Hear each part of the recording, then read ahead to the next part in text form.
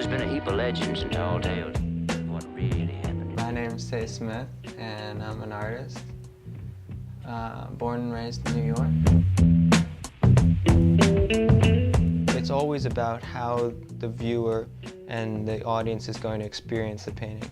Whatever place they are is, that's a specific thing, and that has to be thought about. But the piece itself, usually everything I make dictates exactly how it's going to be looked at. Now I'm less trying to control it that intensely, but little things like even when I was making video paintings and they have the soundtrack and a certain break in the soundtrack where the image changes and the song changes, that will elicit a reaction. No matter what it is, you're going to feel a change in emotion or a change in your ideas or in your thinking, or in your experience, I guess, of it.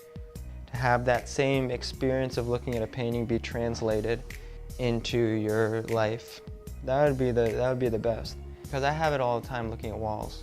An individual image or picture only has value in its context. And that's the idea with the drawings. And that's actually the idea with lots of my art, is that art and things you create don't have inherent value, but they have value in the context that they're put in, both within the art and within the world. And so I have all this theoretical ideas that's going to be the painting series. But then once I'm painting, you can't be thinking about ideology when you're just when you can feel the texture of the paint. So none of that stuff is actually, I'm thinking about it at all. And then all those ideas just become these little structures, like actual compositional structures, or limitations, like something like the 5 obstructions. It just basically exploring and experimenting with texture, what kinds of movements I can make with my hand and what kind of textures I can get out of the paint. All the different textures you can create in paint, and the textures you can create with overlaying colors. Certain colors come out in different textures better than others. This is a mix of Payne's Gray and Burnt Umber, mixed in with a lot of this paint medium. Because you get, the more paint medium you get, then you really get to see the brustles in the brush. And you can get these really cool textures because there's more paint medium than paint.